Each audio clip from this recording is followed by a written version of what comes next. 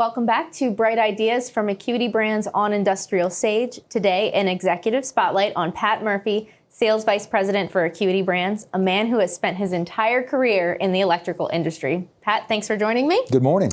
Can you tell me a little bit about how you started your career? Well, I started after college as a design engineer, sitting at a drawing board all day long, which got pretty darn old, that's for sure. And so I quickly realized I wanted to get outside. I wanted to be in sales. So I ended up joining an electrical contractor as a salesperson. And what I did was I called on folks that needed computer wiring, needed nurse call, needed just about anything with regards to low voltage wire.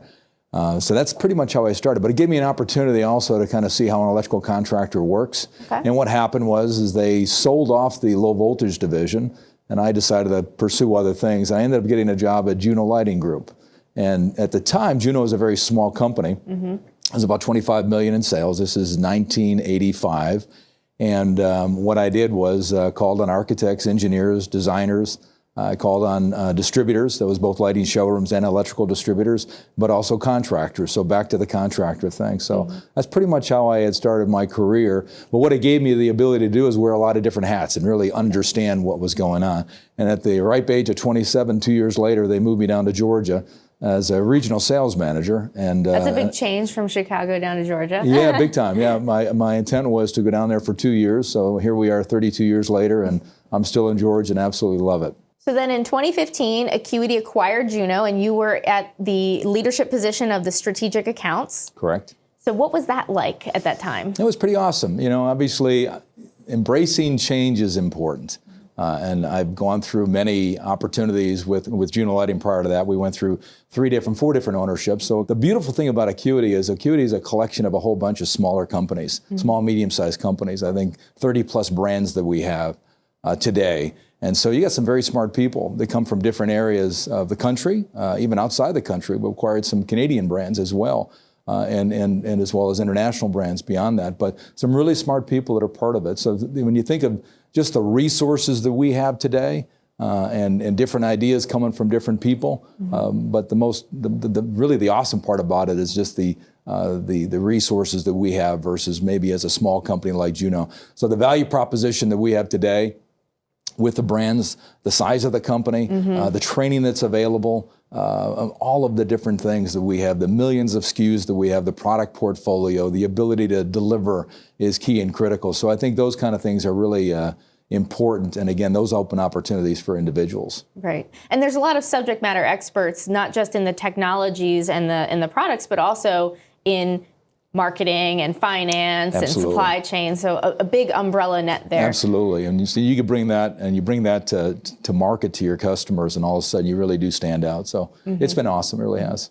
So you started your career as a salesperson, and then you were with Juno for quite some time. What were some of the lessons you learned that kind of you bring through your career today? You know, the biggest lesson that I learned was make sure you have a mentor. And maybe it's not singular, maybe it's plural, maybe it's more than one mentor. Mentors are key. These are folks that have lived life, they've lived it in the industry. And so the key to that is really having those type of folks that can share with you the things that they've learned to make you better. And in turn, you get a chance to share it with folks that you pull along as well.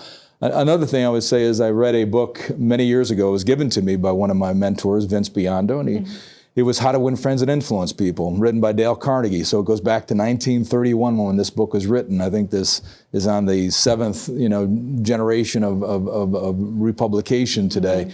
But it is a phenomenal book. There's a lot of lessons in there. Lessons that still hold true today. Absolutely hold true today. It's how do you take care of your customer? How do you take care of your people?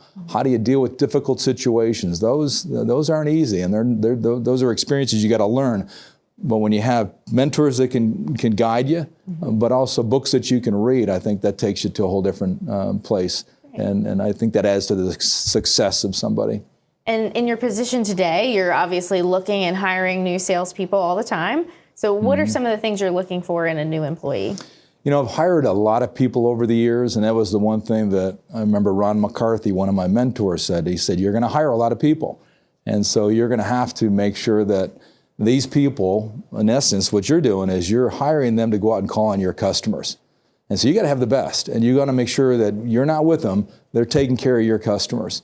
So one thing he told me, he says, as you're interviewing and you're hiring these people, you just got to think about, would you have that person over to your home in front of your family?